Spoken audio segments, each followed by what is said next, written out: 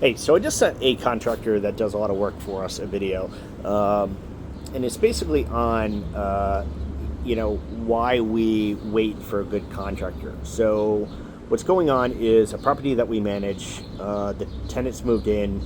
They reported that they're getting some water in their basement, and it looked like it was in the corner of the property. Often, basically, what happens is the concrete gets cracked, and we had a lot of rain here in Philadelphia. And the drain basically is clogged in the backyard, and the water's standing, or there's a crack in the concrete, or both. Often, when a property's vacant, when a property's vacant, we go in and we inspect it. One of the things we have to make a tenant ready is we try to make sure that drain is cleaned out, because the old tenant might have left a bunch of debris in the drain. And then if we don't clean it out, eventually it's just going to get clogged. So you have to keep your backyard drains cleaned. Otherwise, it's just standing water finds a way into a property, particularly if the concrete's broken. So when I looked at the pictures, that's where I was coming at. And also the washing machine and the dryer were right in that location. So there was an outside chance it could have been the washer just kind of leaking out as well. So it's a new property for us to manage. It's kind of so we're newly managing it. And it looks like the owner had some work done. It's not a palace, this property. It's livable, but it's certainly not a palace. So I don't know the quality of the work that would have been done. But there's several new things in there. The problem with that is not to get off topic, but often when someone hires contractors to do work in a vacant property, or if it's a flip, the tile guys, or when they put in tile work, will often just take all that grout and tile adhesive, and where do they put it? They put it right down the drain. And then what's worse is, you're basically putting concrete in someone's drain. What's worse is if it's vacant property, if no one's living there, no one's even running water. So you put concrete in someone's drain, that's going to clog anyone's drain.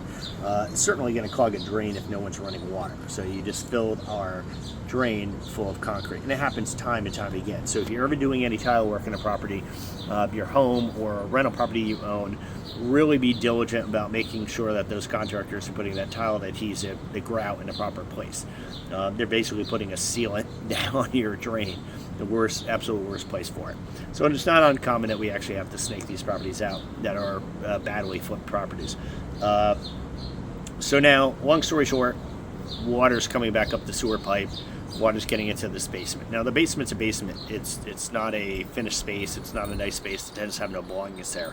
The contractor is very upset and very distraught because he went there to look and he's not equipped to clean it, to do this up. It's a job for a plumber. So he goes and looks at this. He becomes very distraught. Gets the tenants kind of distraught. And I kind of told him he needs to relax a little bit. We need to actually get somebody equipped to make this repair.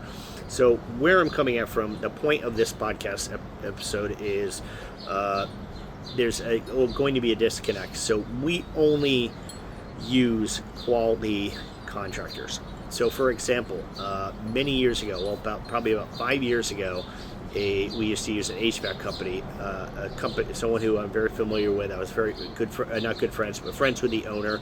We used to go to lunch every 2 or 3 weeks together. He came over to our house for our air conditioner that wasn't working, and he told us, "Oh, you need an immediate new air conditioner. It's broken. It's beyond repair." I had already been kind of wise to him from a lot of the units we've sent him to manage. It had been becoming clearer and clearer that maybe he was actually fraudulating on a lot of jobs. So we didn't go ahead and get a new unit with this guy, and so we hired a new HVAC guy. Our current solution actually is a great solution for us and our clients, the properties we manage, and he was able to fix it, and the system was up and running the day after, same visit he came.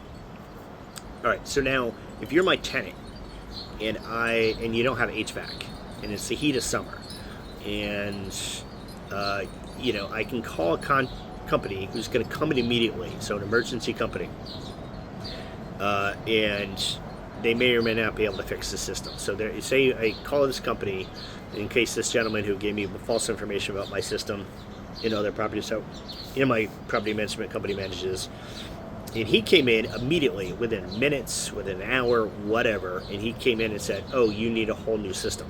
Now, not only is that a ridiculously expensive thing, not only is that now going to be a $12,000, $14,000 job that's unnecessary, but also there's going to be huge delay, right? Because it's going to take them 4 days, maybe 5 days to install a new system. Now the poor tenant's having to live 4 or 5 days without waiting for this new system, this expensive new system to be installed, versus waiting half a day or maybe even as much as a day for an actual good HVAC guy to come in who's actually going to physically fix it.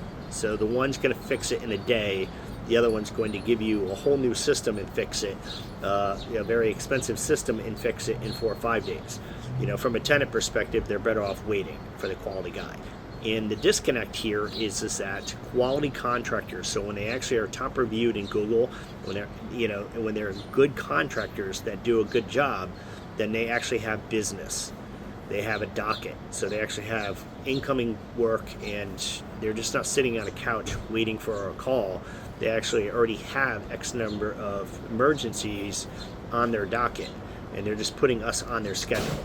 So we want to get on their schedule immediately so that we're actually next in line. And a lot of times these guys do have triage appointments, but I mean, when you're an HVAC guy in the middle of the summer and it's 102 degrees out, you do have emergencies. So our emergency is no more an emergency than somebody else's emergency. So we have to wait in line, basically. As opposed to the contractor who's sitting on his couch because he has no work. Why doesn't he have any work? Because he's not a good contractor. He's burnt all his bridges. So he's sitting on his couch, he's waiting for our call, he's getting the call, he's going to the job. He's either going to botch it or he's going to give a fake estimate and say it's more broken than it is, or he's just not going to know how to fix it. He's just not going to be very skilled. He's not going to be skilled because he's not working as much. The more you work, the more skill you build, or he just is. That's why he has no work. He just lacks skill. So that's kind of the disconnect that I think you as a landlord, a rental property owner, are always going to have to make your own decision about whether or not you want to get fast. Again, as the saying goes, you've heard it before, you can have fast, inexpensive, or good. You can have 2, but you can't have 3. And that is a fact. I think you can ask any property management company owner. I think you can ask any experienced landlord. Again, you can have fast, you can have inexpensive, and you can have good quality. You can have 2, but you can't have 3, and that is just a fact. So I think, from my perspective, you are far better off if you're a rental property owner, if you're a property management company, that you need to get good. I think that's paramount. And also inexpensive, I think, kind of comes in there as well. Again, we can't be paying for systems that are not required. So, all right, just want to give you that information. Just your average, humble Philadelphia property management company owner, doing my best to answer your rental property investing questions. As always, happy rental property investing.